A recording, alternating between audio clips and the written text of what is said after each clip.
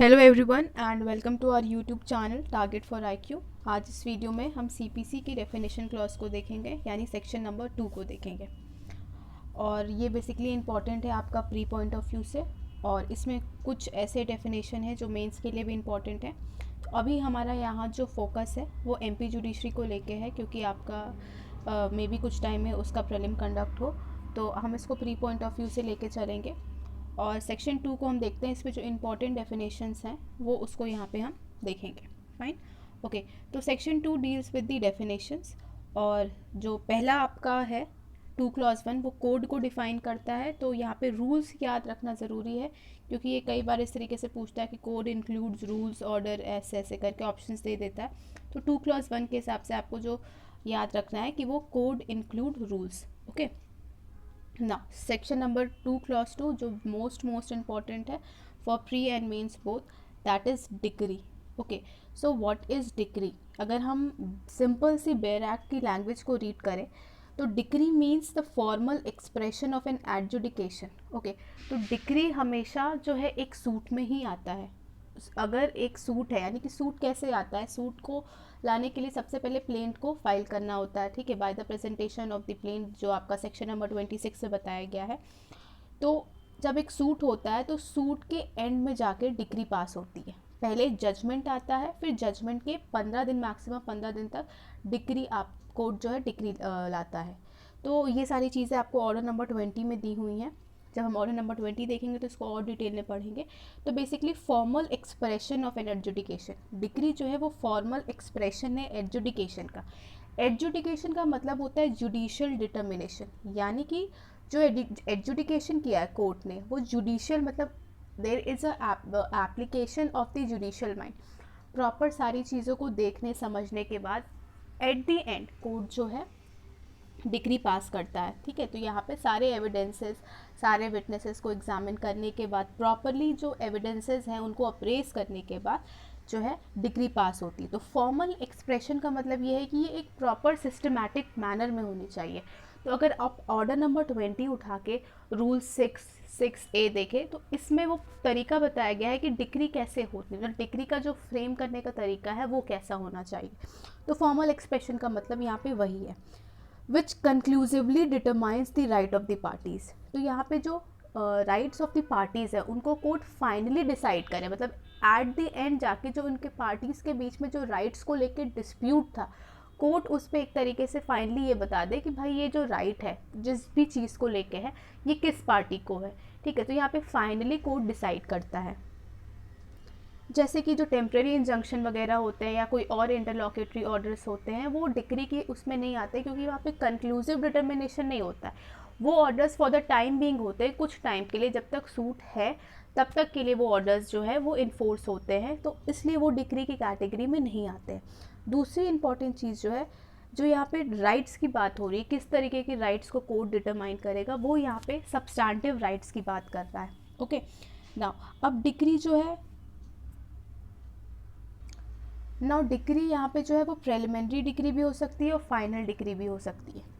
तो अगर हम प्रेलिमिनरी डिक्री का कुछ एग्जांपल देखें तो जैसे मान लीजिए जो पार्टीशन सूट होता है, फाइन, तो पार्टीशन सूट में सबसे पहले जो कोर्ट का काम होता है वो ये होता है कि जो कोपार्टनर्स हैं उनका क्या शेयर है वो डिटरमाइन करें, ठीक है।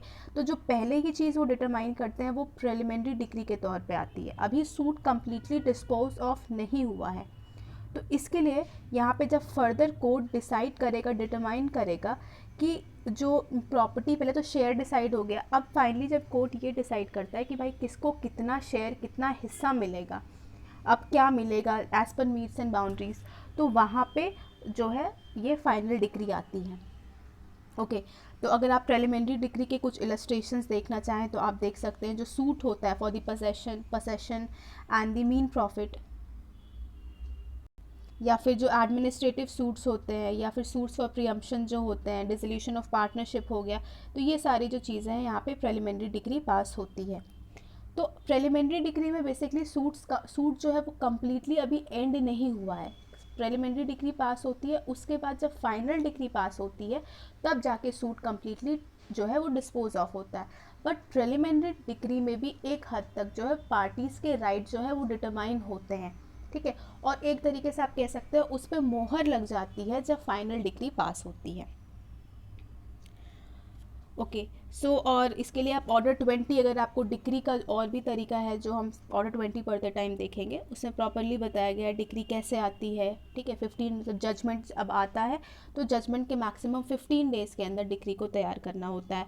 फिर दूसरा प्रोविज़न इसमें ये भी है कि जैसे जजमेंट है तो जजमेंट की जो कॉपी होती है, सिविल जजमेंट की कॉपी फ्री ऑफ कॉस्ट नहीं मिलती है। तो जब उसकी कॉपी, क्योंकि तुरंत जो है डिग्री के लिए, जैसे मान लीजिए किसी पार्टी को अपील में जाना है और जजमेंट आ गया, और जो अगर आप देखेंगे कि ओरिजिनल डिग्री के अगेंस्ट जो है अगर अपील करनी है तो अभी तुरंत तो डिग्री तैयार होती नहीं है।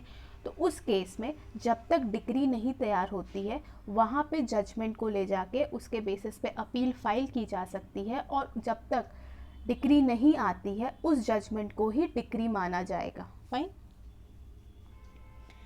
डीम डिग्री यानी कि rejection of plaint. Rejection of plaint का प्रोविज़न आपका ऑर्डर 7 रूल 11 में यानी कि प्लेन में है। और दूसरा है determination of any question under section 144, वो बात करता है रेस्टिट्यूशन से। अब काइंड्स ऑफ डिग्री देख लेते हैं। यहाँ preliminary degree, final decree, partly preliminary and partly final decree है। ओके ना, डिग्री होल्डर कौन होता है? जो भी पर्सन जिसके फेवर में डिग्री आई है या कोई ऐसा ऑर्डर दिया गया है जो कि that is capable of execution. फिर फॉरेन कोर्ट क्या है? Court situated outside India and not establish. तो यहाँ पे जो एंड टर्म है वो देखने मतलब याद रखने लायक है, क्योंकि हमें लगता है ये और है तो उसमें से हमको एक लिख के आ जाते हैं। दोनों कंडीशंस फुलफिल होने ज़रूरी हैं। Court situated outside India plus वो जो कोर्ट है that should not be establish और continued by the authority of the central government. Okay now the foreign judgement of the foreign court, और इसके लिए जो रेलिवेंट प्रोविजन है वो सेक्शन 13 एंड 14 है। ओके नाउ इसका 2 क्लॉज 9 जजमेंट है। जजमेंट क्या होता है? स्टेटमेंट गिवन बाय द जज on the ground of degree और ऑर्डर। ओके तो पहले जजमेंट आता है और उसके बाद डिग्री आती है। इसका जो रेलिवेंट प्रोविजन वो है ऑर्डर नंबर 20। फिर क्लॉज 10 में जजमेंट डेटर है। एनी पर्सन अगेंस्ट होम, जिसके अगेंस्ट डिग्री पास हुई है वो होता है जजमेंट डेटर। 2 क्लॉज 11 बहुत इंपॉर्टेंट है, लीगल रिप्रेजेंटेटिव। फिर 2 क्लॉज 12 मोस्ट इंपॉर्टेंट, ये भी मीन प्रॉफिट जो मेंस और प्री दोनों के लिए इंपॉर्टेंट है। ऐसा प्रॉफिट जो कोई पर्सन पाता है किसी प्रॉपर्टी को लेके, जो पर्सन जिसके पास प्रॉपर्टी है उसने उस प्रॉपर्टी को रॉन्गफुली उसका पोजेशन लेके रखा हुआ है। ठीक है, और उसके पास वो रॉन्गफुल पोजेशन है उस प्रॉपर्टी का, और एक्चुअल में उस प्रॉपर्टी की वजह से उसे कुछ प्रॉफिट हुआ है, या हो सकता है कुछ ऐसे प्रॉफिट वो जो पा सकता था बट उसने कोशिश नहीं की, तो वहाँ पे वो भी काउंट होगा। ठीक है, तो वो होता है मीन प्रॉफिट। तो जैसे मान लीजिए सूट फॉर पोजेशन है, तो कभी कभी जो पार्टी होती है वो पोजेशन भी चाहती है और प्लस मीन प्रॉफिट के लिए भी सूट फाइल करती है, क्योंकि भाई अगर किसी की प्रॉपर्टी आपने गलत तरीके से ले ली है तो उसका तो प्रॉपर्टी तो गया ही गया, प्लस जो उस पर उसको फ़ायदा मिलने वाला था उसका भी तो नुकसान हुआ, और वो फ़ायदा किसी और पर्सन को मिल रहा है, तो वो पार्टी चाहे तो उस फ़ायदे के लिए भी, यानी कि जो दूसरा पर्सन रॉन्गफुली गेन किया है उसके लिए भी सूट फाइल कर सकती है। उसी को कहते हैं मीन प्रॉफिट। 2 क्लॉज 13 बात करते हैं मूवेबल प्रॉपर्टी की। मूवेबल प्रॉपर्टी याद रखना है, it includes growing crops. Now 2 clause 14 order. अब ऑर्डर भी एक तरीके का फॉर्मल एक्सप्रेशन होता है, ये भी एक तरीके का डिसीजन है सिविल कोड का, बट ये डिक्री नहीं होता है। ये डिक्री इसलिए नहीं होता क्योंकि डिक्री में कोई भी राइट्स जो है वो कंक्लूसिवली यानी फाइनली डिसाइड होती है, बट ऑर्डर में क्या होता है कि कोई भी मतलब वो फॉर अ टाइम बीइंग होता है। एक सूट जब तक चल रहा है तब तक, जैसे टेम्प्रेरी इंजंक्शन हुआ, कोई और इंटरलॉकेटरी ऑर्डर्स हुए, तो उनको लेके ऑर्डर्स पास होते हैं। एक सूट में बहुत सारे एप्लीकेशन फाइल हो सकते हैं, जैसे कि एक सूट कमेंस हुआ, उसके बाद किसी ने भाई टेम्प्रेरी इंजंक्शन के लिए एप्लीकेशन लगा ली, किसी और इंटरलॉकेटरी ऑर्डर्स के लिए एप्लीकेशन लगा दी, तो इस केस में जो है ऑर्डर्स आते हैं। तो एक सूट में बहुत ढेर सारे ऑर्डर्स जो है पास किए जा सकते हैं। इसका जो रेलेवेंट प्रोविज़न है वो सेक्शन 104, 105 एंड ऑर्डर नंबर 43 है। तो ये कुछ इंपॉर्टेंट डेफिनेशन थे जो आपके प्री पॉइंट ऑफ व्यू से इंपॉर्टेंट थे। आई होप आपको ये वीडियो अच्छा लगा हो। कोई भी क्वेरी हो तो please do let me know in the comment section. Thank you.